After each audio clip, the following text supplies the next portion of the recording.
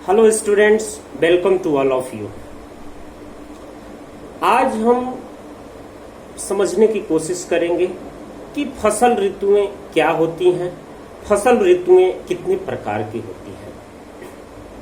Types of cropping seasons in India. Bharat में फसल ऋतुएं कितने प्रकार की होती हैं। क्लाइमेटिक कंडीशंस के आधार पर या जलवायविक दशाओं के आधार पर फसल ऋतुओं को 3 भागों में विभाजित किया गया है। भारत में फसल ऋतुओं को 3 भागों में विभाजित किया गया है। पहला है खरीफ फसल ऋतु। खरीफ फसल ऋतु क्या होती है?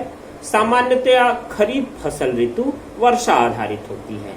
विशेष रूप से इसकी बुआई मानसून की शुरुआत के साथ होती है। सामान्यतया जून जुलाई में जब हमारे यहाँ मानसून ऋतु शुरू होती है, उसी समय खरीफ की फसल की बुआई होती है। खरीफ की फसलों के लिए बहुत अधिक पानी की आवश्यकता होती है, इसलिए इसकी बुआई मानसून ऋतु में होती है और अक्टूबर नवंबर तक इस फसल ऋतु में खरीफ फसलों की कटाई हो जाती है। इन फसलों के अंतर्गत शामिल की जाती हैं चावल, कपास, गन्ना, अरहर या तूर इत्यादि। अगला है रबी फसल ऋतु। रबी फसल ऋतु में रबी फसलों की बुआई होती है। जब खरीफ फसलों की कटाई हो जाती है, उसके बाद रबी फसलों की बुआई होती है। तो सामान्यतया यह माना जाता है कि अक्टूबर नवंबर में रबी फसल ऋतु की बुआई शुरू हो जाती है।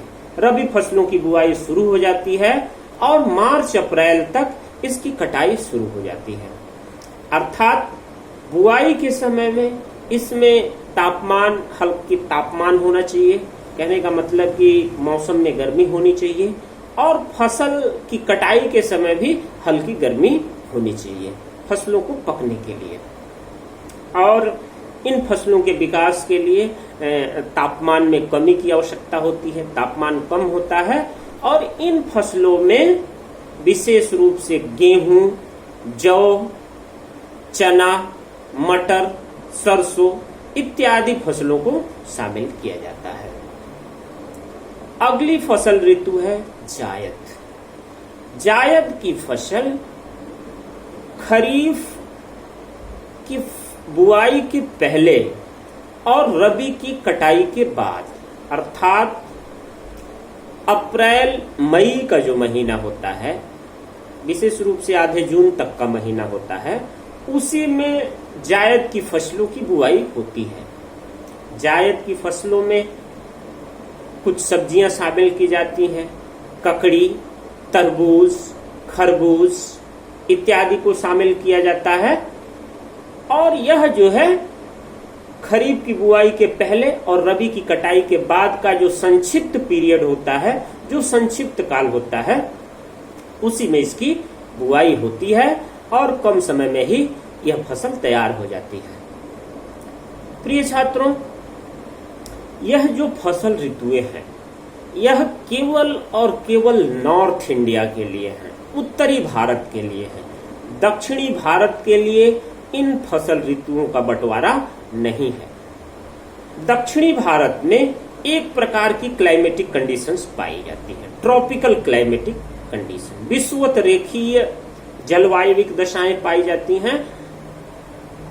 दक्षिण भारत की जलवायु दशाओं में बहुत सारा बदलाव या बहुत परिवर्तन नहीं होता है, बहुत नाम मात्र का परिवर्तन होता है।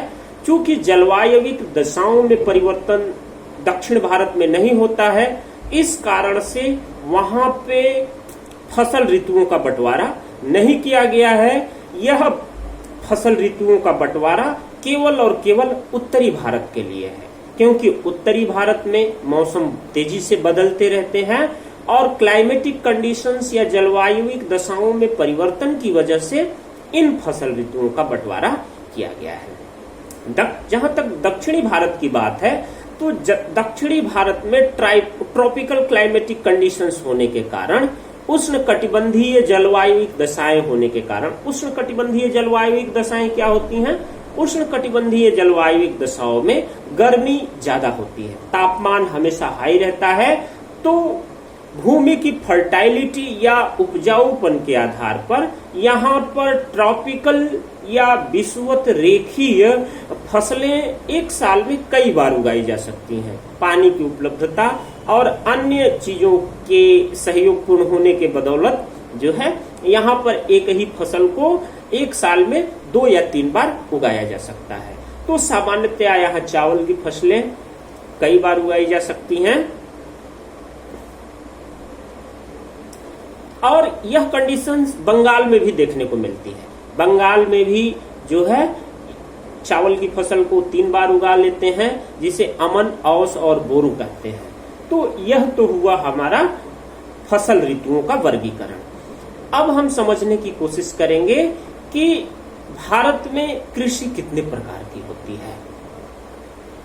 Types of farming in India, यानी कि भारत में कृषि के क्या प्रकार हैं, भारत में कृषि का वर्गीकरण का आधार क्या है, भारत में कृषि को कितने प्रकार से वर्गीकृत किया गया है। सिंचाई के आधार पर भारत की कृषि को 2 भागों में वर्गीकृत किया गया है।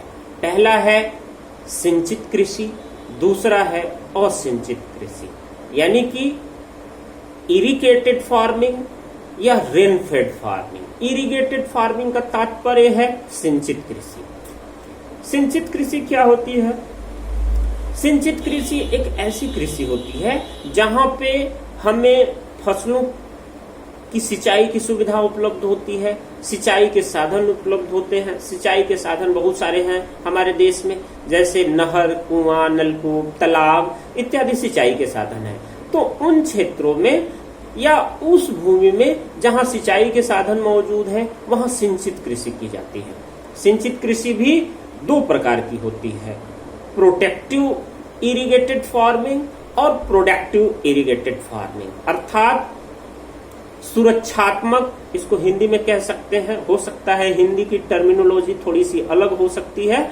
सुरक्षात्मक सिंचित कृषि और उत्पादक सिंचित कृषि।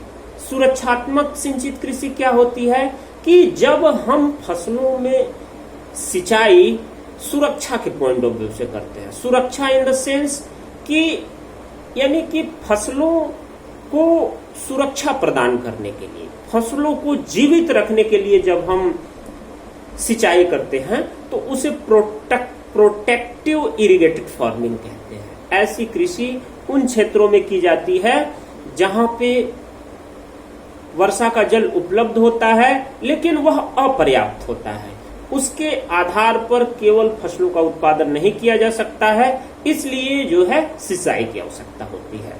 अगला है प्रोडक्टिव इरिगेटेड फार्मिंग। इन क्षेत्रों में कृषि की उत्पादकता बढ़ाने के लिए सिंचाई की जाती है और सिंचाई के माध्यम से बहुत अधिक कृषि की उत्पादकता बढ़ जाती है। तो ये हुआ protective irrigated farming and productive irrigated farming. अगला है असिंचित कृषि या वर्षा आधारित कृषि। जिन क्षेत्रों में सिंचाई की सुविधा उपलब्ध नहीं है उन क्षेत्रों में वर्षा आधारित कृषि होती है, अर्थात कि इन क्षेत्रों में फसलों को सिंचाई केवल और केवल सिंचाई की सुविधा नहीं मिल पाती है, वर्षा के आधार पर ही इन क्षेत्रों में फसलों का उत्पादन किया जाता है। वर्षा आधारित फसलें या रेन फेड फार्मिंग को भी 2 भागों में विभाजित किया गया है। वे 2 भाग कौन से हैं? Dry land rain fed farming and wet land farming. Dry land क्या है?